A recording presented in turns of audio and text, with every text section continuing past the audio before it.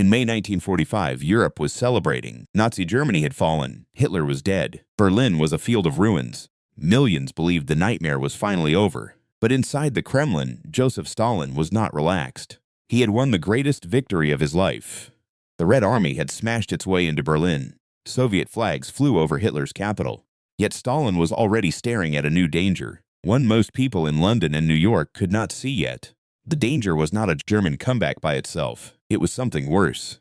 A defeated Germany, stripped of Hitler, might become useful to Britain and America. And if that happened, Stalin feared the next war might begin before the ashes of the last one had cooled. If forgotten World War II power struggles pull you in, stay with this one, because the most dangerous part begins after victory. Picture Europe in the spring of 1945. The map looked broken. Cities were burned out. Rail lines were torn apart. Roads were packed with prisoners, refugees, soldiers, and civilians with nowhere safe to go. Germany was not just beaten, it had been split open. From the west came the British, Americans, Canadians, and other Allied forces. From the east came the Red Army, hardened by 4 brutal years against Nazi Germany. These armies had been partners against Hitler, but they did not trust each other. Not really. Their alliance had always been built on need. Britain and the United States needed the Soviet Union to keep crushing German forces in the east. Stalin needed Allied supplies and a second front in the west. But shared enemies do not always create real friendship. Sometimes they only delay the next argument. And in 1945, the argument was already waiting. It was called Germany. For Stalin, Germany was not just another defeated country. It was the nation that had invaded the Soviet Union in 1941 and turned the Eastern Front into one of the deadliest killing grounds in human history. Soviet cities had been destroyed. Soviet families had been shattered on a scale that is almost impossible to measure. So when Stalin looked at Germany, he did not see only a country that needed rebuilding. He saw a weapon that had already been pointed at Russia twice in one generation. And now that weapon was lying on the ground, broken but not useless. That was the part that scared him. Germany still had factories, it still had engineers. It still had coal, steel, railways, and millions of men who had worn uniforms only days before. The Nazi state had collapsed, but the bones of German power had not vanished overnight. If a stronger country picked those bones up, Germany could become something else. Not Hitler's Germany, an anti-Soviet Germany, a shield, a base, a tool. That thought cut deep into Stalin's mind. He had spent his life expecting betrayal. He did not believe warm speeches. He did not trust smiles at conferences. He watched power, territory, and armies. And in 1945, the armies told a clear story. The Red Army controlled much of Eastern Europe. Stalin believed this was his security wall, bought with Soviet blood. Britain and America saw something more dangerous. They saw Soviet power spreading across half of Europe. Both sides believed they were protecting themselves. Both sides believed the other side was reaching too far. That is how victory started turning into a cold, silent standoff. The British problem was sharp. Winston Churchill had praised Soviet courage when he needed Stalin as an ally. But Churchill also feared communist expansion. He worried that once Hitler was gone, Stalin would not stop where the war ended. Stalin knew Churchill was not blind, and Churchill knew Stalin was not gentle. That is why Stalin watched the Western Allies so closely. He knew some German leaders had hoped to surrender to the West while still resisting the Soviets. He knew many Germans feared the Red Army more than the British or Americans. He knew anti-communism had not disappeared just because the Nazi flag came down. From Stalin's view, the logic was simple and terrifying. Britain might not love Germany. Britain might never forgive what Nazi Germany had done. But politics is not about love.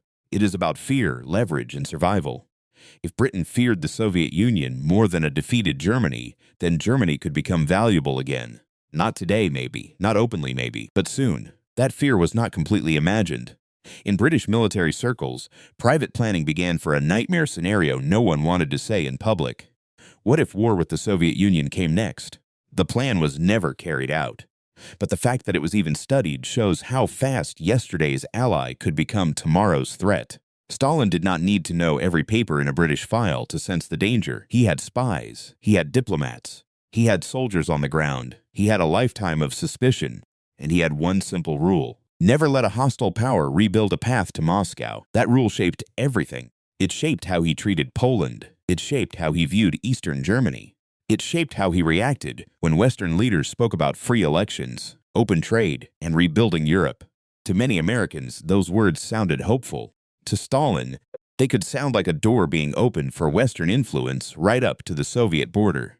And behind that door stood Germany, defeated, hungry, ruined, but still dangerous. The war in Europe was over, but the question of Germany had become a fuse. Britain wanted a Europe that did not fall under Soviet control. Stalin wanted a Europe that could never again be used to attack him. Between those goals sat a defeated nation with the power to change sides, change shape, and change the future. And Stalin understood one brutal truth before most of the world wanted to admit it. The enemy he had just destroyed could become the partner his former allies might someday need. The nightmare was not that Britain and Germany were friends in 1945. They were not. Britain had fought Nazi Germany for nearly 6 years. British cities had been bombed. British sailors had died in the Atlantic. British families had lived through blackouts, fear, rationing, and years of loss. There was no easy forgiveness waiting in London. But Stalin did not fear friendship. He feared usefulness. A beaten enemy could still be useful. A broken army could still have officers who knew Soviet tactics. A ruined country could still have factories. A defeated military machine could still have maps, roads, fuel depots, rail lines, and men who understood how to fight on the Eastern Front. That was the dark logic sitting under Europe's victory celebrations. Germany had surrendered, but German knowledge had not surrendered. German industry had been bombed hard, but it had not vanished from the earth. German soldiers had laid down their weapons, but millions of them were still alive. Many were now prisoners. Some were starving, some were ashamed, some were still dangerous. And all of them belonged to a defeated nation that now sat between the West and Stalin's new empire in Eastern Europe. To Stalin, this was not a detail, it was a warning. Because if Britain ever decided the Soviet Union was the next great threat, Germany could become the front line again. Not with swastikas, not with Hitler, but with Western support behind it. That possibility haunted the final months of the war. The public saw handshakes between Allied leaders. Stalin, Churchill, and Roosevelt had sat together at Yalta in February 1945. They spoke about Germany, Poland, and the future of Europe. On the surface, it looked like the victors were planning peace. Under the surface, each side was counting what it could still control. Stalin wanted a friendly Poland because Poland had been used before as a road into Russia. Britain wanted Poland to be free enough that the war's promises did not look like a lie. The United States wanted cooperation, but even American leaders were starting to see that Soviet control in Eastern Europe was not temporary. Every border became a question. Every zone of occupation became a pressure point. Every German prisoner, factory, and railway line became part of a future no one wanted to say out loud. And then came the part that proved Stalin's fears were not just paranoia. In Britain, secret military planners studied a possible war against the Soviet Union. The name they gave it was cold and almost unreal: Operation Unthinkable. The plan was not launched. It was not announced. It was not a public alliance with Germany. But the fact that British planners even examined the idea showed how quickly the world had changed. Germany had surrendered in May. By that same month, British planners were already asking what a war with the Soviet Union might look like. That is the part that makes 1945 feel so dangerous. The guns had barely gone quiet, and already the next map was being drawn. In these early British calculations, German manpower and what remained of German industry mattered. That did not mean Britain wanted Nazi rule back. It did not mean Germans were trusted as equals. It meant something colder. In a possible war against Stalin, defeated Germany still had military value. And Stalin understood that kind of thinking very well. He had used power the same way. He had built buffers. He had moved borders. He had forced political outcomes in places his army controlled. He knew that states did not need to like each other to work together against a larger enemy. So from Moscow, the danger looked simple. If Britain and America became desperate enough, they might use Germany as a weapon. That fear grew stronger because Stalin knew how anti-Soviet many people in Europe already were. In Eastern Europe, communist parties were gaining power with Soviet backing. In the West, many leaders watched that with alarm. The old enemy, Germany, was crushed. The new question was whether communism would keep moving west. Churchill saw Soviet power as a threat to Europe's balance. Stalin saw Western resistance as a threat to Soviet survival. Each man believed history was on his side. Each man believed weakness could invite disaster. And each man had watched Europe pay the price when warnings were ignored. But Stalin had one advantage that made the situation even more tense. His army was already there. The Red Army stood deep inside Europe. It controlled Berlin's eastern side. It held much of eastern Germany. It sat across Poland, Hungary, Romania, Bulgaria, and beyond. It had paid for that ground with blood, and Stalin had no plan to simply walk away. To him, this was not conquest for pride alone. It was insurance. After what Nazi Germany had done to the Soviet Union, Stalin wanted space between Moscow and any future enemy. He wanted governments on his border that would obey him, or at least fear him. He wanted the next invasion stopped far from Soviet soil. But to Britain and America, that same insurance looked like domination. This is where the alliance began to crack. The Western Allies had not fought Hitler just to watch another strongman take half of Europe. Stalin had not lost millions just to accept Western influence near his borders. Both sides spoke of security. Both sides meant control. And in the middle stood Germany, helpless but still powerful in a strange way. Germany was no longer the master of Europe. Germany had become the prize. Whoever shaped Germany's future could shape Europe's future. If Germany stayed weak, divided, and controlled, Stalin could breathe easier. If Germany recovered under Western protection, the Soviet Union would face a new wall of power. If German soldiers, experts, or factories were ever pulled into an anti-Soviet camp, then the war Stalin had just won might become the opening round of a larger struggle. That was why he moved so hard. That was why he watched every Western decision. That was why he treated Germany not only as a defeated enemy, but as a future battlefield. Because Stalin knew something most ordinary people did not want to believe in 1945. World War II had ended in Europe, but peace had not truly begun. The victors were still armed. The prisoners were still counted. The factories were still valuable. The borders were still unsettled. And behind every speech about rebuilding Europe, there was one silent question. If the next war came, which side would Germany be on? By the summer of 1945, the war in Europe was over, but the peace was already turning bitter. The place where that bitterness came into the open was Potsdam, just outside Berlin. It should have been a victory meeting. The leaders of the winning powers gathered to decide what would happen to Germany now that Hitler's empire was dead. On paper, the goals sounded clear. Germany would be disarmed, Nazi power would be removed. War criminals would be punished. Germany would not be allowed to threaten Europe again. But behind those clean words sat a harder question. Who would control the ruins? Because control of Germany meant control of Europe's center.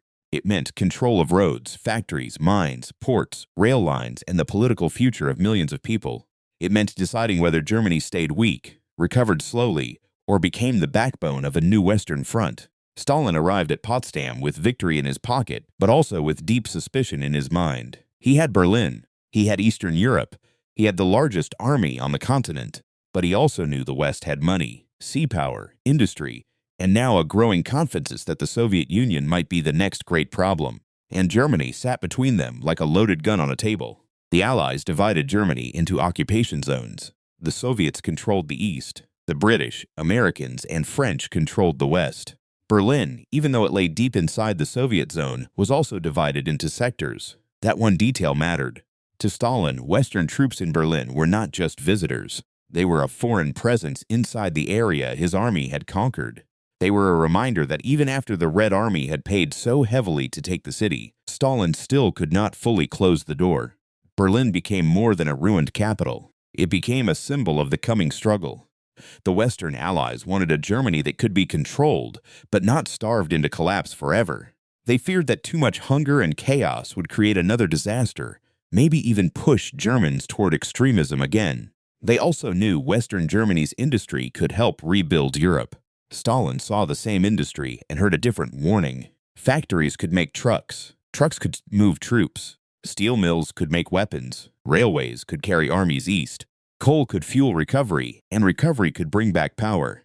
To him, rebuilding Germany was not only about bread and jobs. It was about whether Germany would rise again under Western influence. That is why reparations became so important. Stalin wanted Germany to pay for the damage it had caused. The Soviet Union had been devastated. Whole towns had been burned. Farms had been ruined. Industry had been smashed. Millions were dead.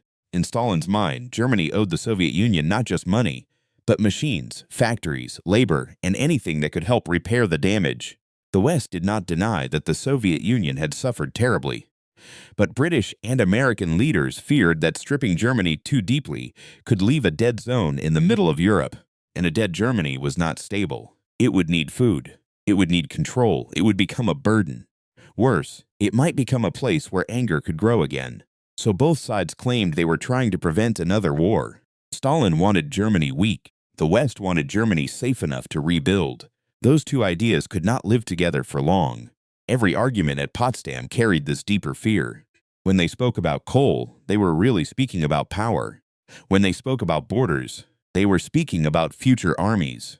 When they spoke about political parties, they were speaking about who would shape German minds after Hitler. Stalin did not trust open politics in Germany because open politics might produce anti-Soviet leaders. Britain did not trust Soviet control because Soviet control might turn Germany's eastern side into another arm of Moscow. Neither side said the full truth in public, but both sides understood it. The old German threat had created a strange new contest. Germany was too dangerous to be left alone, but too important to be ignored. It had to be controlled. The question was by whom? And then another shadow fell over Potsdam. The United States had successfully tested a new weapon, the atomic bomb. President Truman gave Stalin a guarded hint that America had a powerful new weapon. Stalin did not act shocked. Soviet intelligence already had information about the project. But the message was clear. The West now had a weapon that could change the balance of power. For Stalin, that made Germany even more important. If America had the bomb, Britain had empire, and the Western zones had German industry, then the Soviet security wall had to be made stronger, not weaker. He could not allow a future Western bloc to form right on the edge of his reach, especially not with German strength folded into it. This was the heart of Stalin's fear. A British-German alliance did not need to look like friendship. It did not need parades or handshakes. It could begin quietly, with shared fear of Moscow. It could begin with British officers studying German military knowledge. It could begin with German industry being protected instead of removed. It could begin with Western Germany becoming useful before it became trusted. And once Germany became useful, it could become powerful again. That possibility shaped Stalin's every move. He tightened control where he could. He pushed communist influence in the East. He demanded reparations. He treated Western promises with suspicion because he believed promises could change the moment power changed. In his mind, the West had already delayed the Second Front for years. He believed Britain had once hoped Germany and the Soviet Union would bleed each other dry. Whether that belief was fair or not, it shaped how he saw every Western decision in 1945. So when British leaders spoke of balance, Stalin heard encirclement. When Americans spoke of recovery, Stalin heard rearmament someday. When Germans surrendered to the West, Stalin heard a future bargain forming in the dark. By the end of Potsdam, the public still saw Allied unity. But the real unity was cracking under the weight of Germany. The war had ended with Germany divided, but Stalin understood that division was not the final answer. It was only the opening move. The most frightening thing about Stalin's fear was that it did not need a formal treaty to become real. There did not have to be a public British-German alliance. There did not have to be a smiling handshake in front of cameras. There did not even have to be a promise. All Stalin had to see was movement, British officers studying the German situation, American leaders trying to keep Western Germany from total collapse, German technicians, factories, mines, and railways being counted instead of simply destroyed, Western governments asking one quiet question after another. How weak should Germany be? How much industry should be left? How much hunger could Europe survive? And most dangerous of all, what if Germany was needed again? That was the fear that kept growing after Potsdam. At first, the Allied occupation still looked strict. Germany was treated as a defeated enemy. Nazi symbols were removed. Nazi officials were arrested or pushed out. German armed forces were disbanded. The old military machine was supposed to be broken so badly that it could never start another war. On paper, Stalin should have welcomed this. But paper was not power. Stalin watched what happened on the ground. He watched how quickly the Western Allies realized that destroying Germany completely would create its own disaster. Millions of Germans needed food, cities needed heat, mines needed workers, railways had to move supplies. If Germany stayed in ruins, Western Europe could not fully recover either. This was the trap. A weak Germany made Stalin feel safer, but a dead Germany made the West weaker. And Britain could not afford a weak Western Europe forever. By 1945, Britain had won the war, but it was exhausted. Its economy had been drained by years of fighting. Its cities still carried bomb damage. Its people wanted peace, homes, food, and a future that did not ask them to sacrifice forever. So Britain faced a hard reality. If the Soviet Union dominated the East, and if Western Germany stayed broken, then the balance of Europe could tilt toward Moscow. That was exactly what Stalin wanted to prevent from being reversed. And that was exactly what Britain could not ignore. Even Churchill's fall from power did not remove the problem. In July 1945, British voters replaced him with Clement Attlee. The face in Downing Street changed. The fear of Soviet expansion did not disappear. The new British government still had to deal with Germany, Poland, refugees, reparations, and the Red Army's enormous presence in Europe. Stalin could see that the issue was bigger than one man. Churchill's suspicion of the Soviet Union was personal and sharp, but Western concern about Soviet power was becoming structural. It was being built into military reports, diplomatic messages, occupation policies, and the daily work of controlling Germany. That made it more dangerous. Private grudge can fade. A strategic need can survive leaders, elections, and speeches. And Germany was becoming a strategic need, not because people loved Germany, not because they forgot Nazi crimes, but because Europe's center could not remain a vacuum. Power always fills empty space. Stalin knew that better than anyone, so he made sure his own side moved first. In the Soviet zone, Moscow pushed hard to reshape politics, police power, land ownership, and industry. German communists who had survived exile or imprisonment returned with Soviet backing. Anti-Nazi language became the doorway to communist control. Factories and equipment were taken as reparations. Political life was rebuilt under the shadow of Soviet authority. To Stalin, this was protection. To the West, it looked like occupation turning into domination. The same event could look different depending on which side of the map you stood on. When Soviet officials removed former Nazis, Stalin saw justice and security. When they crushed rival political forces, Britain saw Moscow building a satellite system. When the West kept more German economic strength alive, Britain saw survival. Stalin saw the first bricks of a new anti-Soviet wall. This is why the German question became so explosive. Every decision had two meanings. A factory reopening in the West could mean bread, coal, and jobs. It could also mean future strength. A police force being built in the East could mean order after chaos. It could also mean Soviet control. A German expert working for an Allied authority could mean technical help. It could also mean the enemy's knowledge being saved for the next fight. Nothing was simple anymore, and the deeper truth was even darker. Both sides were right about something. Stalin was right that Germany had not lost its importance. He was right that the West would eventually see German recovery as necessary. He was right that anti-communism could turn former enemies into useful partners. But the West was also right to fear Stalin's grip on Eastern Europe. The Red Army had not simply passed through. Soviet influence was hardening into a political system. Countries that had been liberated from Hitler were now being pulled into Moscow's orbit. That was the tragedy of 1945. The war against Nazi Germany had united enemies for a time. But the peace forced them to face each other without the one enemy that had held them together. And once Hitler was gone, there was nothing left to hide behind.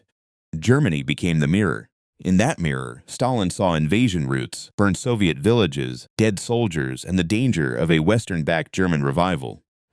Britain saw Soviet troops, closed political systems, and the possibility that Europe's freedom would shrink under Moscow's pressure. Neither side trusted the other enough to step back. So both sides tightened their grip. That is how fear becomes policy. Not all at once. Not with one speech. Not with one dramatic order. It happens through small decisions that seem practical in the moment. Keep this factory. Remove that official. Watch that border. Control that party. Move that prisoner. Question that scientist. Save that railway. Block that influence. By late 1945, Stalin's nightmare had changed shape. He was no longer only afraid that Britain might use Germany someday. He was afraid that the process had already begun quietly, one practical decision at a time. And if Germany's western zones became the first piece of a new Western bloc, then Stalin would answer by turning his own zone into a fortress. That meant Germany would not simply be occupied, it would be pulled apart. And once that started, there might be no way to put it back together. By the end of 1945, Stalin had not stopped a British-German alliance.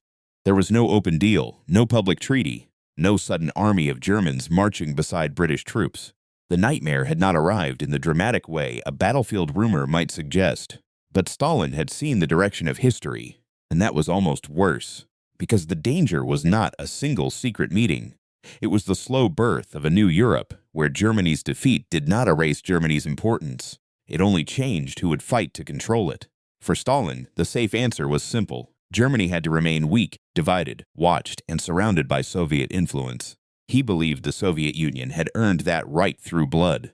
From his view, the Red Army had carried the heaviest weight of the war in Europe. Soviet families had paid a price no speech could repair. If the West wanted comfort, Stalin wanted distance. If the West wanted recovery, Stalin wanted security. But the West had its own fear. A ruined Germany could not feed itself. A dead German economy could drag down the rest of Europe.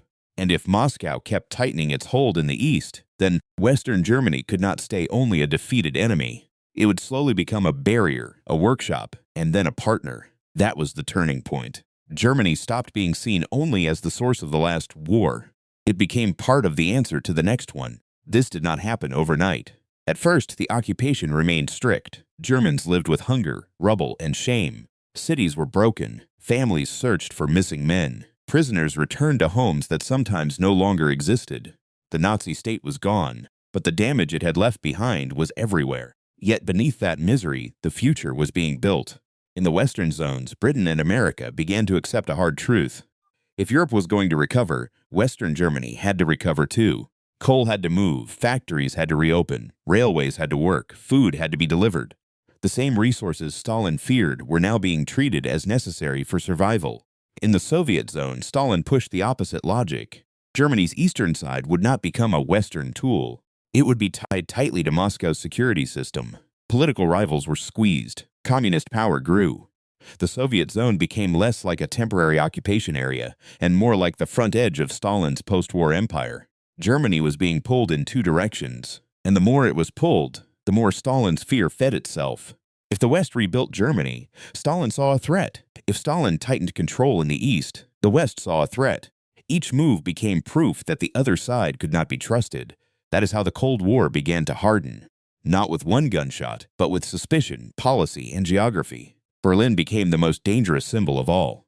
Western sectors sat inside Soviet-controlled territory like a challenge Stalin could not ignore. The city was ruined, but its political meaning was massive. Whoever held on in Berlin showed they would not be pushed out of Germany. And Germany was no longer just Germany. It was the line between two worlds. On one side stood the Soviet system, built around control, security, and obedience to Moscow. On the other side stood the Western system, built around recovery, markets, elections, and military partnership. Both sides claimed they were protecting peace. Both sides prepared as if peace might fail. This is the final irony. In 1945, Stalin feared that defeated Germany could one day become useful to Britain and the West against the Soviet Union. That fear did not come true immediately. But in the years that followed, the shape of it became real. The Western zones moved closer together. Western Germany recovered. The United States became deeply involved in European security. Britain supported a Western defense system. The Soviet Union answered with tighter control in the East. Germany split into two states. One faced west, one faced east. The country that had once tried to conquer Europe became the central front of a new global standoff. Stalin had wanted a buffer. The West built a barrier. Stalin had wanted Germany contained. The West eventually made Western Germany part of its defense. He had feared a German return under Western influence, not because he believed the British loved Germany, but because he understood how fast old enemies can become partners when a new enemy appears. That was the cold lesson of 1945. Power does not remember pain the way people do. Nations can grieve, hate, punish, and still calculate. Britain had suffered under German attack. Germany had brought destruction across Europe. The Soviet Union had been scarred beyond imagination. But once Hitler was gone, every capital had to ask the same brutal question: what now? For Stalin, the answer was control. For Britain, the answer became balance. For America, the answer became containment. For Germany, the answer was division. And for Europe, the victory over Nazi Germany became the opening chapter of a colder, longer struggle. Stalin's terror was not about one handshake in 1945. It was about a future he could feel forming before most people wanted to look at it. He saw that the defeated German enemy still had value. He saw that Britain feared Soviet expansion. He saw that Western power and German recovery might someday stand together. He did not need to invent the threat. History was already moving toward it. The guns of World War II had stopped, but the map had not settled. The armies had changed uniforms, the enemies had changed names, and the speeches had changed tone. But the struggle for Europe's center continued, and in that struggle, Stalin understood one thing with chilling clarity. Germany had lost the war, but Germany had not lost the power to decide what the next war might look like.